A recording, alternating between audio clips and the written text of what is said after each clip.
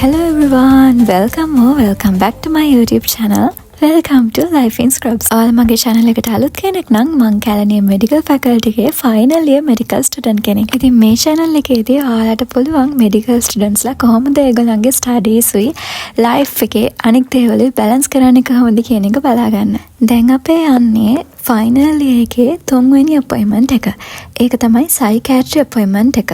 ඒ කියන්නේ මානසික රෝග පිළිබඳ වෛද්‍ය විද්‍යාව තමයි අපි මේ දවස්වල ඉගෙන ගන්නේ.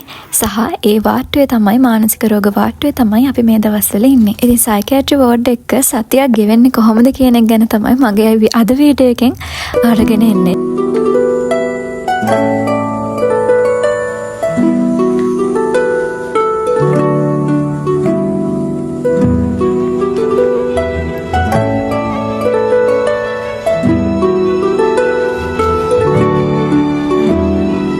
ලොකුවට රෙකෝඩ් කරන්න බැරි වුණා පළවෙනි දවසේ. ඔය තියෙන්නේ මම 4ට ක්ලිනිකල් ඉවර වෙලා හොස්ටල් යනවා.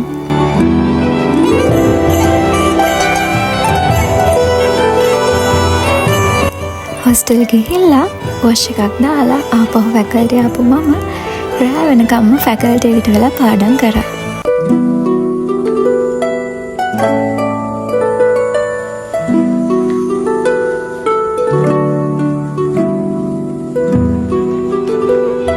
ඩක්කල් නිවාඩු තිබිලා පටන් ගත්තත් අපි යාළුවෝ එකතු වෙලා පාඩම් කරද්දී ඒක අමලිකම නැති කරගෙන අපිට වැඩ කරන්න පුළුවන්. කොහොම හරි මගේ වැඩ ටික ඉවරනකොට රෑ 12ට විතර ඇති.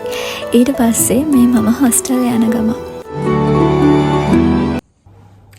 Hi, it's day 2. Fighting. මේ තියෙන්නේ මගේ දෙවැනි දවස psychiatry appointment එකේ. ඉතින් දෙවැනි දවස වෙද්දිම මට තේරුණා ඒ appointment එක ඇත්තටම හරිම නිදහසේ අපිට වැඩ ටික කරගෙන යන්න පුළුවන්. ගොඩක් stress නැති appointment එකක් කියලා. ඉතින් අපිට හරි සතුටුයි ඇත්තටම ඒක.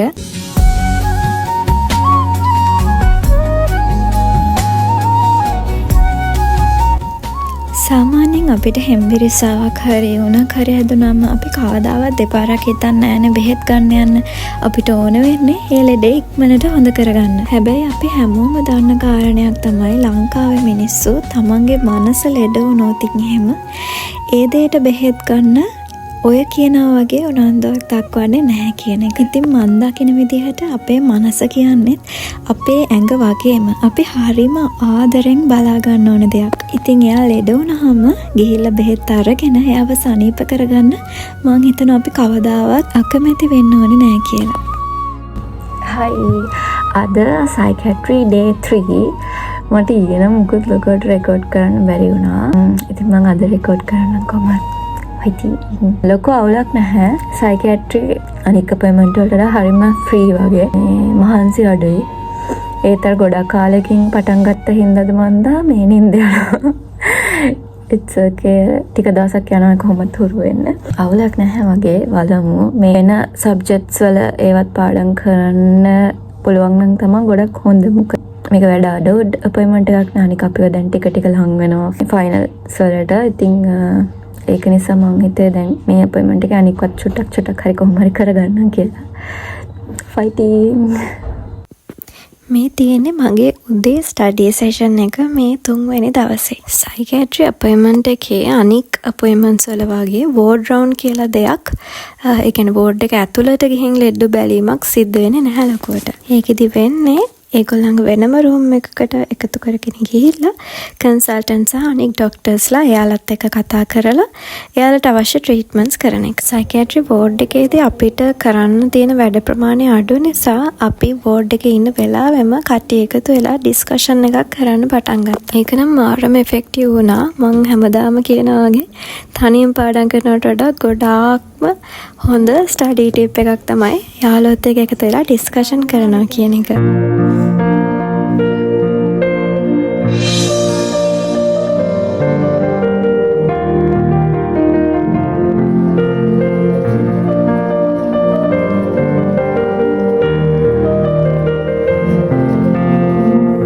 මේ දවස්වල ටිකක් ෆන් එකට මම ප්‍රයොරිටයිස් කරපු දවසක්.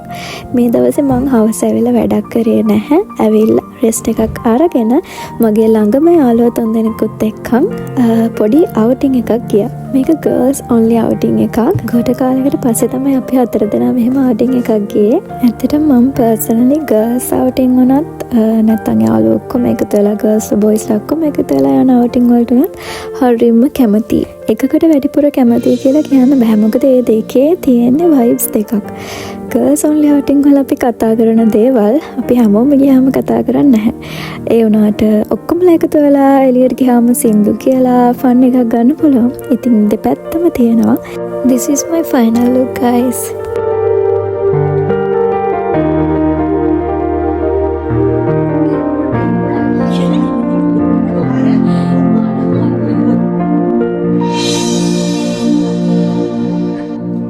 මම මේ vlog එක edit කරන්නේ ඩිසෙම්බර් අග වුණාට මේ සයිකියාට්‍රි වල පළවෙනි වීක් එක වගේ තිබුණේ ඩිසෙම්බර් මුල් සතිය වගේ. ඩිසෙම්බර් මුල් සතිය වුණත් අපි ඒ කන්න ගියපු තැන හරිම ලස්සනට ඩෙකොරේෂන්ස් කරලා තිබ්බා ක්‍රිස්මස් එකට. එතන කෑමත් ෂේප් හැබැයි ටිකක් ක්‍රවුඩඩ් වැඩි ගතියක් තිබ්බා. අපිට පොඩ්ඩක් නිදහස අඩු ගතියක්. හැබැයි අපි ගොඩාක් රැ වෙනකන් හිටිය නිසා අපිට ටිකක් කළා යද්දී මිනිස්සු අඩු වෙලා ටිකක් ෆ්‍රී එකේ ඉන්න හම්බුණා. මතක දින පොත එකිනෙක පෙරලා බලන රෑ මට නම් නිති නැතුවා තුරුලෙහි දෙවටමින් ඔය හැටි මනමාලකම් සිහිවන විටදි දැන් ඉවසුම් නෑ මට අවසක ඔයස් මගේන හින්දා. ඔන්න ඉතින් ඊළඟට මේ තියෙන්නේ 4 වෙනි දවස.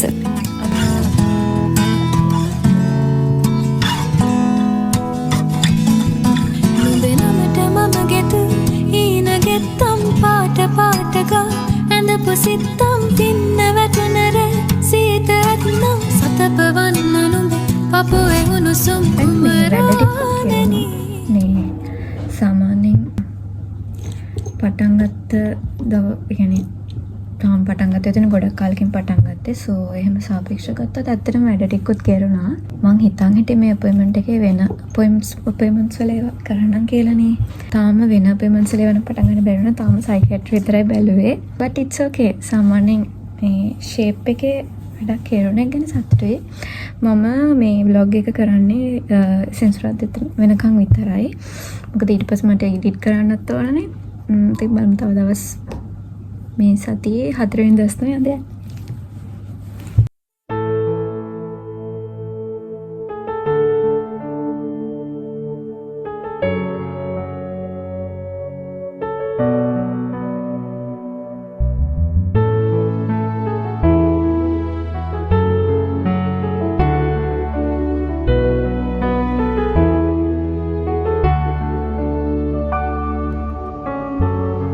මේ තියෙන්නේ අපේ ECT රූම් එක. ඒ කියන්නේ ඉලෙක්ට්‍රෝ කන්වල්සිව් තෙරපි දෙන රූම් එක. සාමාන්‍ය භාෂාවෙන් කිව්වොත් මිනිස්සු කරන්ට් අල්ලනවා කියලා කියන්නේ අන්න ඒ දේ කරන රූම් එක තමයි මේක.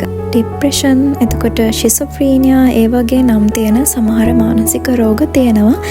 ඒ රෝග උත්සන්න වුණාම අපිට ඒ පේෂන්ස්ලට බෙහෙත් දීලා විතරක් ඒවා හොඳ කරන්න අමාරුයි.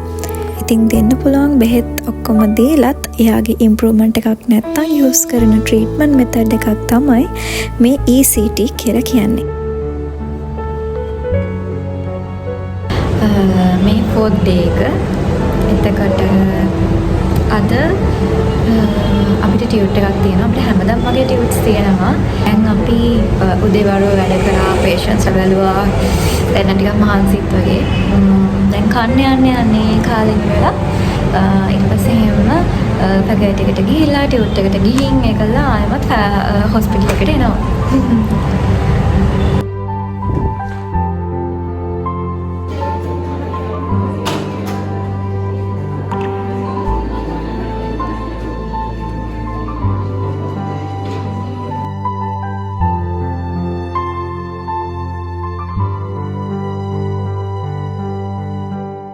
මේ තියෙන්නේ day 4 වල රෑ ස්ටඩි සෙෂන් එක. ඉතින් දැන් මගේ වීඩියෝ එක ඉවර වෙන කොටසට ළඟයිනේ. මං motivational thought of the video එක දැන් කියන්නම් ඔයාලට. මං හිතුවා හැම වීඩියෝ එකෙම ඔයාලට මොකක් හරි motivational thought එකක් අරන් එන්නම් කියලා. එතකොට ඔයාලත් වැඩ කරන්න motivate වෙනවනේ. This quote was by APJ Abdul Kalam. Dream is not that which you see while sleeping. It is something that doesn't let you sleep. හීන කියලා කියන්නේ ඔයාලට නිින්දෙදි පේන දේවල් වලට නෙවෙයි. ඇත්තටම අපේ ජීවිතයේ තියෙන හීන කියලා කියන්නේ ඔයාලව නිින්දෙන් ඇහැරවලා ඒ වෙනුවෙන් වැඩ කරන්න සලස්සන දේවල් වලට. So as a conclusion එකකින් කියන්නේ හීන කියන දේවල් අපේ හිතේ ප්‍රබල වෙන තරමටම අපි ඒ වෙනුවෙන් වැඩ කරන එක වැඩි වෙනවා කියන එක.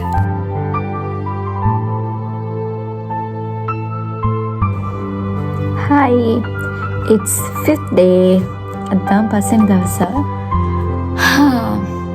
අවුලක් නැහැ, වැඩත් ෂේපේ කෙරුණා. අද මම හවුස්මන්. එතකොට මම අද රෑ 9 වෙනකන් ඉන්න ඕනේ වෝඩ් එකේ. ඉතින් බලමු අද කොහොමද වෙන්නේ කියලා.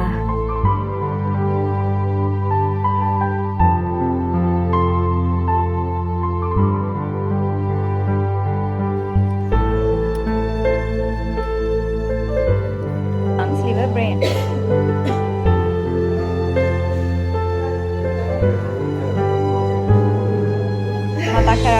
නාට අපිට හවසට තියෙන හැන් සර්ජරි ටියුට් එකක් තියෙනවා කියලා කියන්නේ අපි හැමෝම ටිකක් බය වෙන වෙලාවක්. ඒකට හේතුව සර්ජරි කරන කන්සල්ටන්ට්ස්ලා හරිම ස්ට්‍රික්ට්. එයාලා අපේ නොලෙජ් එක ඩිසිප්ලින් හැමදේම හරිම ස්ට්‍රික්ට්ලි බලනවා. ඉතින් මේ තියෙන්නේ ටියුට් එක ඉවර වෙලා එහෙම සර්ජරි ටියුට් එකේ සර්වයිව් වුණාට පස්සේ අපේ ළමයිගේ සතුට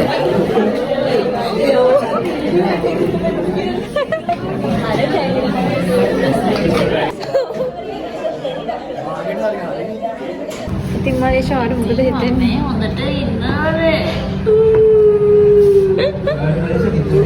මට හොඳ කන්ටෙන්ට් එකක්. මොකද්ද මගේ අවුල?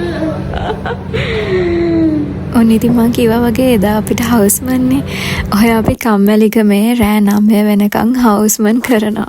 සයිකියාට්‍රි අපොයින්ට්මන්ට් එකේ හවුස්මන් වලත් කරන්න ලොකුවට දෙයක් නැහැ. අපිට වෙනදට වඩා වැඩිපුර පේෂන්ස්ලා බලන්න වෙනවා.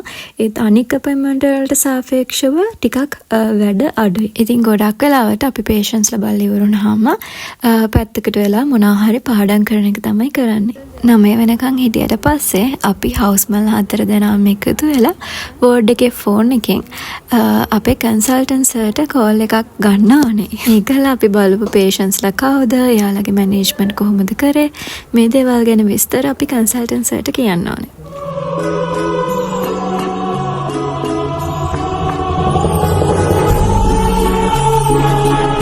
විදිහට කතා කරලා ඉවර වෙලා අපි හොස්ටල් වලට යනවා. සයිකියාට්‍රි වල මගේ වීක්ලි බ්ලොග් එක මෙතනින් ඉවර වෙනවා. ඔයාලා මේ වීඩියෝ එක බලලා වැඩ කරන්න, එතකොට ස්ටඩීස් උත් එක්ක ජීවිතේ බැලන්ස් කරන්න මොනවාම හරි මොටිවේෂන් එකක් ගත්තා නම් ඒක තමයි මගේ සතුට. ළඟදීම තවත් අලුත් වීඩියෝ එකකින් හම්බ වෙනවා. එහෙනම් bye bye, stay happy.